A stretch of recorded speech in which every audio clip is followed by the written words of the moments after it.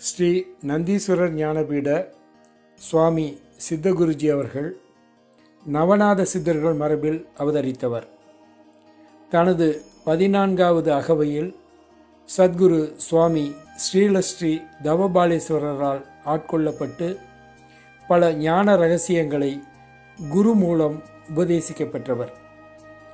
சித்த மருத்துவராக பணியாற்றி கொண்டே பல ஆன்மீக சேவைகளையும் சத் சங்கங்களையும் செய்து வந்தார். ஒரு கட்டத்தில் முழுமையாக ஆன்மீக வாழ்க்கைக்கு தன்னை அர்ப்பணித்துவிட குருநாதர் அளித்த உத்தரவின் பேரில் மருத்துவ பணியை விட்டு பரிபூர்ணமாக ஆன்மீக சேவையில் ஈடுபட்டு வருகிறார். அருணாசலத்தின் பால் ஈர்க்கப்பட்டு திருவண்ணாமலையில் பிரதோஷ கிரிவலம் வருவதை இன்றும் வழக்கமாக கொண்டுள்ளார். அருணாசலத்தில் தனக்கு சித்தகுருவால் அளிக்கப்பட்ட நந்தீஸ்வரர் ஜீவநாடி வாயிலாக மக்களின் வாழ்க்கை ஈடேற்றத்திற்கும் ஆன்மீக பாதைக்கும் வழிகாட்டி வருகிறார். சித்தர்களின் ஜீவசமாதிகளை ஜீவநாடி வாயிலாக கண்டறிந்து வெளிப்படுத்தி ஆலயம் சமைக்க தொண்டாற்றி வருகிறார். சிதிலமடைந்த சிவாலயங்களின் வரலாறுகளை கண்டறிந்து அவை குடமுழுக்கு காண அரும் பணியாற்றி வருகிறார். ஆன்மீக தேடலில் உள்ள மக்களுக்கு மந்திர உபதேசங்கள் தீட்சைகள் வழங்கி ஞான உபதேசங்கள் செய்து பல பேர் போற்றும் குருவாக இந்தியாவில் மட்டுமல்லாது மலேசியா, சிங்கப்பூர், அமெரிக்கா போன்ற வெளிநாடுகளிலும் ஆன்மீக தொண்டாற்றி வருகிறார். நந்தீஸ்வரர் ஜீவநாடி வாயிலாக அன்பர்களுக்கு நிகழ்ந்த பல அற்புதங்களையும் அதிசயங்களையும் நந்தி ஜீவநாடி அற்புதங்கள் என்ற நூலின் மூலம் நமக்கு அருட்பிரசாதமாக வழங்கியுள்ளார். சுவாமி சித்தகுருஜி அருளிய நந்தி ஜீவநாடி அற்புதங்கள் நூலின் முதல் அத்தியாயம். தலைப்பு ஜீவநாடி என்னும் பொக்கிஷம். அவர் அருளாலே அவர் தாழ் வணங்கி என்னும் மாணிக்கவாசகர் வாக்கிற்கு ஏற்ப இறை நெறிகளுக்கு கட்டுப்பட்டு சைவமும் வைணவமும் தலைமையேற்று தொழும் ஆச்சாரமுள்ள அந்தணர் குடும்பத்தில் பிறந்தேன். சிறு வயதில் குருகுல கல்வியை பயின்று பின்பு பள்ளி கல்வியை தொடர்ந்த காலம் தொட்டு வேதம் 4னும் மெய்ப்பொருளாகிய நாதன் நாமம் என்றும் என்னுள் ஒலித்து கொண்டிருக்கும் போது மெய்ப்பொருள் தேடும் அயராத வேட்கைக்கு ஆட்பட்டேன். சத்குரு சுவாமி ஸ்ரீலஸ்ரீ தவபாலேஸ்வரர் எனது 14வது வயதிலே தானாக வந்து என்னை ஆட்கொண்டு அருளினார். அகிலாண்ட கோடி பிரம்மாண்ட நாயகனான இறைவன் தன் பிரம்மாண்டத்தை சுருக்கி மனிதனுக்காக மனித வடிவு எடுப்பதென்பது தொன்று தொற்றே நடந்து வரும் ஒரு நிகழ்வு. இதில் இறைவனே குருவாக வந்து அருள் செய்வது என்பது அதிலும் சிறப்பு. ஞான தபோதனரை வாவென்று அழைக்கும் திருவண்ணாமலை ஈசன் மனித வடிவில் குருவாக நம் இருளை நீக்கி தாங்கிய வடிவம்தான் சத்குரு சுவாமி ஸ்ரீலஸ்ரீ தவபாலேஸ்வரர். எனது குருநாதருடைய போதனைகளும் பள்ளி கல்வியும் தொடர்ந்து கொண்டிருக்க, அதுபோதே கண்ணன் அர்ஜுனனுக்கு போர்க்களத்தில் போதித்த கீதை போல 3 மாத காலத்திற்குள் சகலத்தையும் போதித்தார் என் குருநாதர். கன்றுக்கு தேவையான பாலை ஊட்டிய பின்பு பசு அவ்விடம் விட்டு நகருவது போல் குருநாதரும் எனக்கு தேவையான பற்றை கொடுத்துவிட்டு சூட்சமமாகி விட்டார். இந்த நிலையில் என் மேற்படிப்பிற்காக சித்த மருத்துவம் கற்றேன். அதன் பின்பு சித்த மருத்துவராக பணியில் ஈடுபட்டு வாழ்க்கையை நகர்த்தி கொண்டிருந்தேன். ஒரு நாள் மருத்துவமனையில் ஓய்வில் இருந்த சமயத்தில் அசரீரியாய் ஒரு குரல். அண்ணாமலையில் அண்ணல் இருப்பதை எண்ணாமல் நீயும் ஏனிங்கு இருக்கிறாய் என்று ஒலித்து கொண்டே இருந்தது அந்த அசரீரி. ஒரு வளர்பிறை பிரதோஷ தினத்தில் திருவண்ணாமலையாரின் திருத்தலத்தை நோக்கி பயணப்பட்டேன். மெய்சிலிர்த்து கண்ட தரிசனங்கள் அனைத்திலும் தன் உருக்காட்டி ஆசி தந்தார் சத்குரு சுவாமி ஸ்ரீலஸ்ரீ தவபாலீஸ்வரர். காணும் இடமெங்கும் நீக்கமர நிறைந்த பரம்பொருளை கண்ணார கண்டு மனதார உணர்ந்து கொண்டு மனம் நிறைந்த நன்றியுடன் திருவண்ணாமலையிலிருந்து திரும்பினேன்.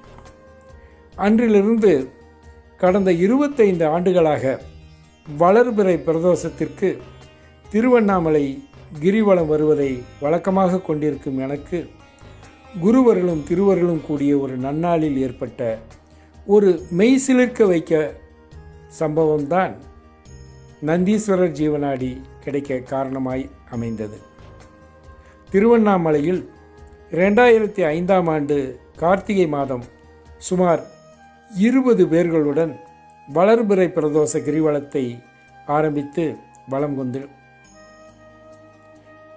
திருவண்ணாமலையில் 2005ஆம் ஆண்டு கார்த்திகை மாதம் சுமார் 20 பேர்களுடன் வளர்பிறை பிரதோஷ கிரிவலத்தை ஆரம்பித்து வலம் வந்து கொண்டிருந்தேன். இரவு 10 மணிக்கு ஆரம்பித்த கிரிவலத்தில் ஒவ்வொரு லிங்கமாக நாங்கள் தரிசித்து கொண்டிருந்தோம். 5 முக தரிசனத்தை நெருங்கும்போது விடியற் காலை 2:30 மணி இருக்கும். மலையை பார்த்த வண்ணம் வணங்கி கொண்டிருக்கும் போது மலைப்பக்கமாக காட்டுக்குள் ஒரு அசைவு தெரிந்து சத்தமும் கேட்டது. ஏதோ வனவிலங்கோ என்ற எண்ணத்துடன் சத்தம் அந்த திசையை நோக்கினோம். ஆனால் அந்த திசையிலிருந்து ஒரு மனித உருவம் வீதிக்கு வராமலேயே செடிகளுக்குள் நின்று என்னை கூப்பிட்டது. அருகில் சென்று பார்த்தபோது கைகளில் ஒரு பெட்டியை நீட்டியபடி ஜடாமுடியுடன் அந்த உருவம் நின்று கொண்டிருந்தது. 2 கைகளையும் நீட்டி நான் அந்த பெட்டியை அனிச்சையாய் பெற்றுக்கொண்டதும் அந்த உருவம் புதர்களுக்குள் சென்று மறைந்துவிட்டது. எதுவும் புரியாமல் நானும் குழுவினரும் கிரிவலம் சுற்றி முடிக்க அதிகாலை 4:30 மணி ஆகிவிட்டது. நாங்கள் அனைவரும் சேஷாதிரி சுவாமிகள் ஆசிரமத்தில் உள்ள விடுதியில் தங்கியிருந்ததால் அங்கு சென்றடைந்த பின்பு அப்பெட்டியை வெளிச்சத்தில் பார்த்தபோது அந்த பெட்டியினுள் சில பழைய வெற்று பனை ஓலைகள் இருப்பதை கண்டோம். அவை என்னவென்று தெரியாததால் அப்படியே வைத்துவிட்டு தூங்கிவிட்டோம். பலரது தலைவிதியை மாற்றும் நந்தி ஜீவனாடி அதுதான் என்பதை நான் அப்போது உணரவில்லை. நடை அசதியால் நன்றாக உறங்கிவிட்டு காலையில் குளித்துவிட்டு மீண்டும் அந்த பெட்டியை திறந்து பார்த்தேன். என்ன ஆச்சரியம்! ஏதுமற்ற வெற்று பனை ஓலையில் ஒளி வடிவில் சில எழுத்துக்கள் தோன்றின. அவற்றை நன்றாக படித்தேன். மகனே, இது நந்தி ஜீவனாடி. இதை யாரொருவர் தேடி வந்து முன்னே அமர்ந்து கேட்கிறார்களோ அவர்களது பலாபலன் கர்ம பலன்களை உரைப்பேன் என்று எழுத்து வடிவங்கள் தோன்றி மறைந்தன. எனக்கு ஆச்சரியம் தாங்கவில்லை. உடன் வந்த அன்பர்களிடம் கூறினேன். அவர்களும் ஆச்சரியத்தில் மூழ்கி போனார்கள். பின்னர் ஊருக்கு திரும்பி வீட்டில் பூஜை அறையில் வைத்து தினமும் பூஜை செய்ய ஆரம்பித்தேன். 3 நாட்கள் கழித்து கரூரிலிருந்து நண்பர் ஒருவர் தனது நண்பருடன் எனது வீட்டிற்கு வந்தார். காலை 7 மணி அளவில் வழக்கமான பூஜைகளை முடித்து கொண்டிருந்தேன். வந்த நண்பர் தன் நண்பரை எனக்கு அறிமுகம் செய்து வைத்தார். அதோடு அவர் தனது வாழ்வில் ஏற்பட்டுள்ள நெருக்கடி நிலைமைகளை கூறி சரியான தீர்வை என்னிடம் எதிர்பார்ப்பதாக கூறினார். அந்த நண்பரிடம் ஜீவனாடி பற்றி கூறி அதை பார்க்கலாமா என்று கேட்டேன்.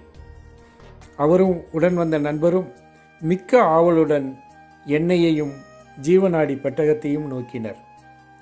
அவருடைய பெயர் நட்சத்திரத்தை எழுதி வாங்கி கொண்டு நந்தீஸ்வரரை வேண்டி ஜீவனாடியை திறந்தேன். அதிசயத்தக்க ஒளிவடிவ எழுத்துக்களில் செய்யுட்களாக வரத் தொடங்கியது ஜீவனாடியின் ஜீவ வரிகள். முன்வினையின் காரணத்தால் நீயும் தானே 3.5 ஆண்டு கடந்த காலம் தன்னில் எந்ததொரு தொழில் அபிவிருத்தி மற்றும் எடுத்த பல காரியங்கள் அனைத்திலும் தான் வந்ததே தடை தாமதங்கள் தோல்வி. வாழ்க்கையிலே மிகப்பெரிய நஷ்டமாச்சு. ஆச்சுதடா கைத்தறினை தொழிலும் தானே. ஆன பயிர் செய் கழனி கால்நடைகள் போச்சுதடா வீணாக கடன் மேலாச்சு. பொது வாழ்க்கை குந்தனுக்கு வெறுத்து போச்சு. வாய்க்குமடா இனி பதவி ஒன்று, மதிப்பார்கள் பல பேர்கள் போற்றும் வண்ணம் என்று வந்த வரிகளை செய்யுளாக பாடி மேலும் பல செய்திகளை கூறினேன். அந்த அன்பர் கண்ணீர் மல்க என் கால்களை பிடித்து, சுவாமி, என் வாழ்வில் நடந்த செய்திகளை கூறிவிட்டீர்கள் என்று சொன்னதோடு அவரின் நண்பரிடம் என்னை சரியான இடத்திற்கு கூட்டி வந்துள்ளாய் என உளமாற நன்றி கூறினார். அவருடைய நெசவு தொழில் நஷ்டமானதையும் அதனால் கடன் உருவானதையும் மிக உருக்கமாக கூறி தான் ஒரு கட்சியில் முக்கிய பொறுப்பில் இருப்பதாகவும் அதன் மூலம் தன் வாழ்வில் எந்த முன்னேற்றமும் இல்லை என்றும் கூறினார். இதனால் கட்சியிலிருந்து விலகி தன் வாழ்க்கையை பார்க்கப் போவதாகவும் கூறினார். தன் மகன் பெங்களூரில் ஒரு தகவல் தொழில்நுட்ப நிறுவனத்தில் வேலை செய்கிறான் என்றும் அவன் சம்பளத்தில்தான் குடும்பம் நடக்கிறது என்றும் கூறினார். பெண்ணுக்கு திருமண வயதாகிவிட்டது, அவளுக்கும் திருமணம் செய்து வைக்க வேண்டும் என்றார் மிகுந்த வருத்தத்துடன். இத்தனை பொறுப்புகள் இருக்கும்போது பொது வாழ்க்கை வெறுத்து விட்டது, கடனை தவிர கண்ட பலன் வேறொன்றும் இல்லை என்றும் அவர் வருத்தப்பட்டார். நான் அவருக்கு ஆறுதல் கூறி மீண்டும் நந்திய பெருமானை வேண்டி ஜீவனாடியை பார்த்தேன். இவை முன்ஜென்ம வினை, இவற்றை அழிக்க சில பரிகாரங்கள் உண்டு, அதை செய், வாழ்வு செழிப்பாகும், அரசு பதவி தேடி வரும், அரசியலிலிருந்து விலக வேண்டாம் என்று நந்தீஸ்வரர் வாக்காக கூறினார். அவருக்கு தைரியம் ஊட்டி உடனே சப்த விடங்க ஸ்தலங்கள் கிழக்கு சூரிய மூலையில் உள்ள சூரிய கோடீஸ்வரர் ஆலயம் உள்ளிட்ட ஆலயங்களுக்கு சென்று வருமாறு பரிகாரங்களை உரைத்து இவற்றை செய்தால் நல்லது நடக்கும் என்று அனுப்பி வைத்தேன். அன்றிலிருந்து நந்திய பெருமான் ஜீவநாடி நாடி வருவோருக்கு அன்பர்களுக்காக படிக்கத் தொடங்கினேன். 7 மாதங்களுக்கு பின்பு ஒரு பிரதோஷ நாளன்று நான் கிரிவலம் சென்று கொண்டிருந்தேன். பாதி தூரம் சென்றிருப்பேன். கிரிவல பாதையில் என் அருகே ஒரு பெரிய கார் வந்து நின்றது.